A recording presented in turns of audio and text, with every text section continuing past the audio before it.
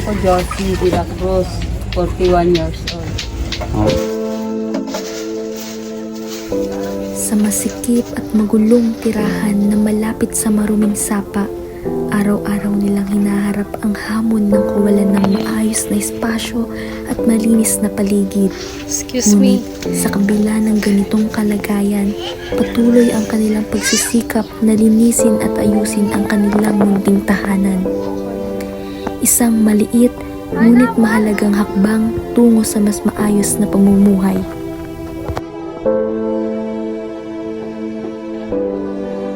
Ilan po yung anak niyo po ngayon? Bali 13 sila pero hindi ko kasama lahat. Nasaan po yung iba? Nasa side ng mga tatay nila. Hiwalay ako pero yung itong huli, may asawa ko nasa trabaho siya. Ngayon po. Bali yung anak kong 3 sa kanya. Sa murang edad niya'y pasan na nila ang bigat ng buhay. Habang ang ibang bata ay nasa paaralan, sila ay nasa lansangan, bitbit ang sako, naglalakad sa ilalim ng tirik na araw.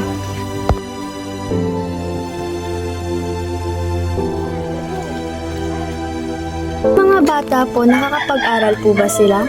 Yung dalawa nag-aaral kinder tsaka grade 1. Si Jorens tsaka si Rodel. Panganay niyo po yun?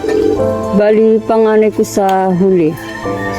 Si Jorens, yung sumunod si Rodel. Magkapatid sila.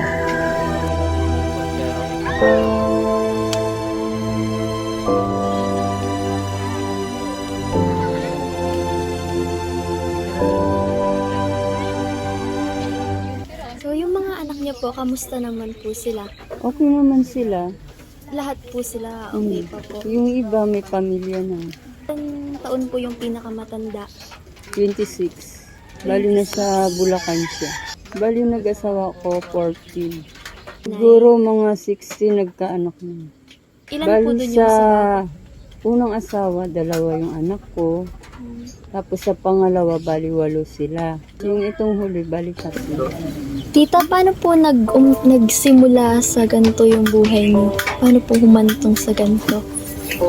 Bali nagkaroon kami ng problema. Yung mga bisyo na dapat hindi gawin, napabayaan yung mga anak mo.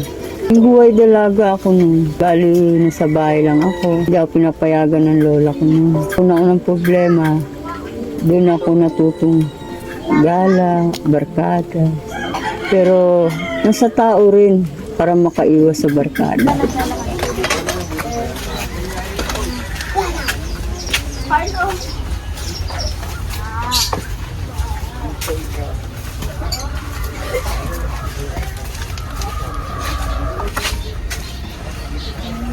So, dyan sila kumukuha ng tubig.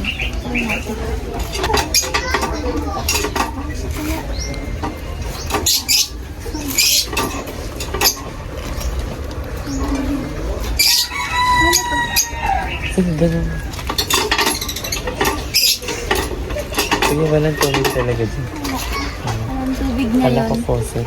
So, sakto-sakto, umuulan. Pwedeng sa tubig ulan sila kumuha. Tapos dito, meron po tayong makikitang daanan. Ayan. Ay. Ayan.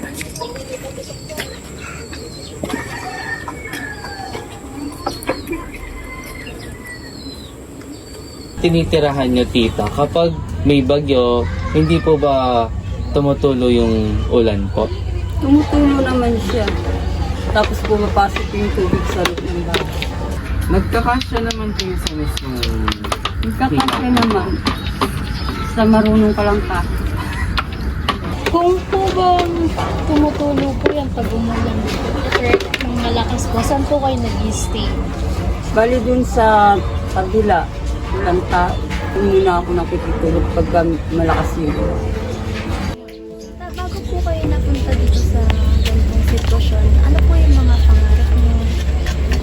Pangarap ko sa mga anak ko, Sa inyo po naman. sa akin, maayos na buhay.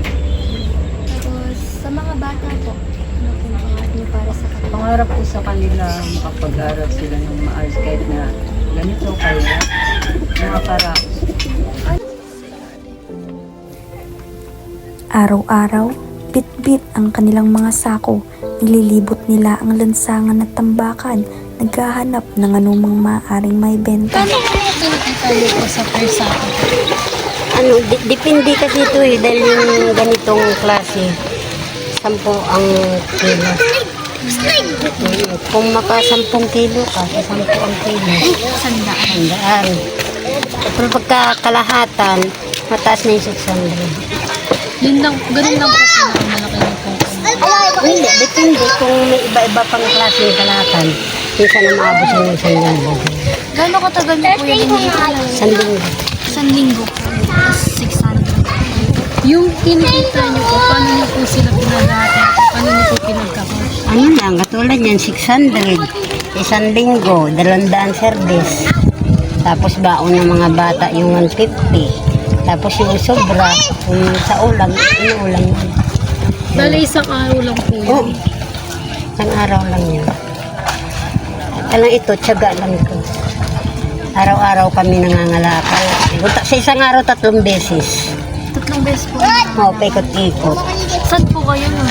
Dito lang sa Bagundaan, May Bulaon. motor naman Sa na. tingin niyo po, ilan na po yan lahat? Magkano na po makuha? Depende kasi yung ito sa kanila yan. Ito Ah, ako sa akin sa. Ah, magkaiba po yan. Magkaiba. Pero anak ko yung... Anak niyo po yung babae. Mm, Ilang taon na po kayo na 61. Susana. Susana. Clara.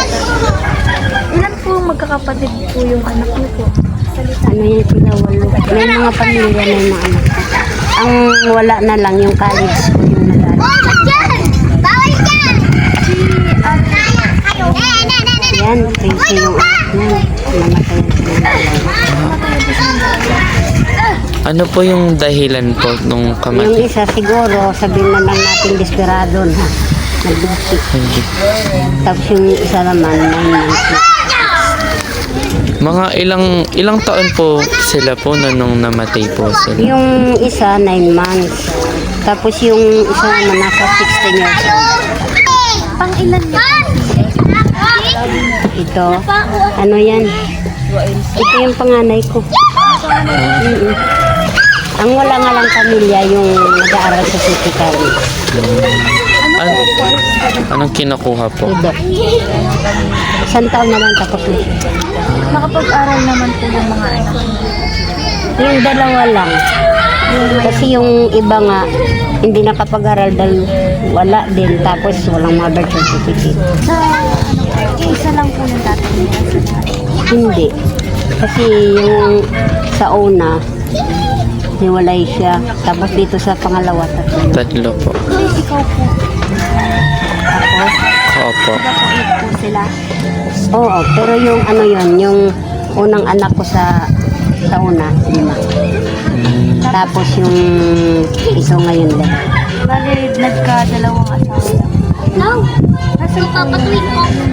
Ano, nasa ko? Nagtrabaho. Oo, yung dumaan dyan kanina na nakakulay blue yata ba? Ay, na, yun siya. Yung ano. Kasot niya. Asawa niya. Ano pong trabaho? Masin. Oo, contraction ito. Sa puto. Kano naman po sinisweldo? 650 ang isang araw nila. Ay pag umulan, yan ang kalaban nila yung ulan. Minsan walang trabaho. Tulad ngayon yung malam, umahap din ito. Ay sayang na naman yung kalahati na. Opo. Ay naupa kami ng bahay, kuryente. Magkano po Magkano yung upa niyo po? 500. sa kuryente po na? Sa kuryente naman, depende kasi 4 kami nag-hati-hati. Minsan maabot ng bawat isa to 38. Ilan po kayo lahat ngayon dyan? Anin nyo nandiyan dyan yung anak. Puro po mga bulinggit. Ano? Yung isa naman, yung pampito, may anak na, doon naman ang bahay niya. Bali dati pa po niyan nagkakalakal na po talaga kayo po. Na. Simulat na sa Cavite pa kami. Paano po kayo napunta sa Pampanga? Opo. Dito na destino yung asawa ko. Dito na kami naniraan, 2007 pa. 2007? Pa ako buhay na. Nung, di ba po, dati wala pa po tong mga... Wala. Ano? Ngayon lang ito, pinagsasara ito. Hindi naman po ba kayo pinapaalis ng mga ano po? Walang Wala pa komplikasyon naman, po? wala pa naman sinasabing signal na mag-alisan kami. Mag-alisan na Sa po. gobyerno yan. Hmm. Paano po kapag tumataas po yung Tumataas talaga yan. Pero hindi siya mapasok sa bahay. Hindi naman po umaano talaga po, no? Parang dyan lang siya sa may mga daon ng ano na yan, aratilis. Pero tumaas na po ba hanggang din? Ay, hindi pa. Hindi pa, no? Hindi. Kaya nga ito, lagi yan nililinis kaso humarang na yung mga ano na yan, no? Hindi na siya nakakadaan tuloy. Nahirap kasi mag-ano, may asin yan. Wala. Eh, dito nga, naka-ano na nga dito, masok na nga sa bahay yung ahas. Eh. Kaya ang mga kadelikadong pumunta rin din. Oh. Ay, may isang araw, may napatay sila, galing din eh. Nagpapalo nila. Hindi na nagkaba. Ako isa lang masasabi ko rin sa inyo, ingat lang kayo sa araw-araw at huwag kayo magpapadala sa mga pang-aano ng mga tao ba. Yung minsan lilinlangin kayo, yung pala may mga balak silang masama, yun na ingatan nyo. Saka huwag kayo makalimot din sa taas. Paano sa amin na yung mga bata?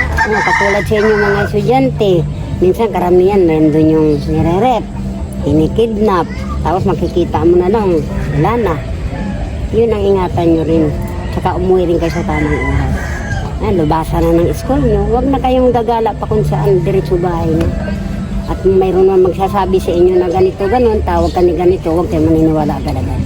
Kasi iyan, karamihan ngayon, puro panluloko ng tao ngayon. Yan ang masasabi ko lang. Kasi may mga anak kayo. Ano po tita? Ano po yung mga ginagawa niyo pag halimbawa walang-wala na po kayo? Ganun. Bali, pagka walang-wala, mga lakal o kaya mag-diswasher ako sa kantin.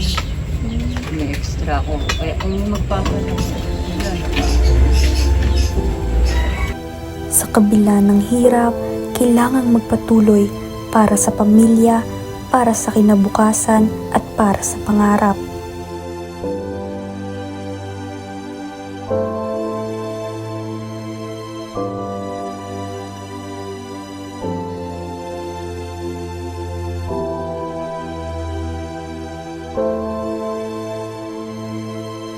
Sanay ako sa hirap, laki akong 7 years old pa lang ako. Danas ko na yung sa side ng lola ko. Side ng lola ko, doon ko naranasan yung gawaing bahay, mga gawaing lalaki. Ako, pulis. Siya, pulis. Panis. Ako, alak. Alak. Sandalo. Alam mo, mamamatay ka pa rin. Bibigay po kami. Konti na ito para po sa abala po na. Mas nakatulong din ako para sa inyo. Tapos, thank you po kasi na-interview po namin kayo ngayon. Thank you rin sa konting tulong nyo. At nakatulong din po ako sa sana success. Thank you. Success. Tara.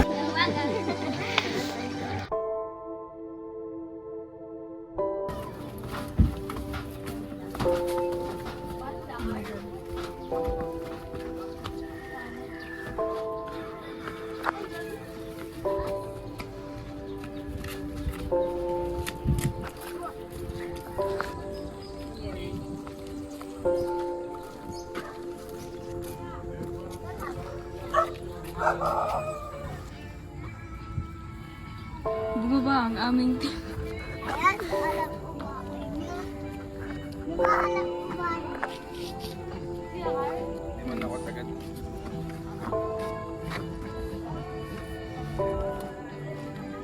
Go guys. Kalakaran.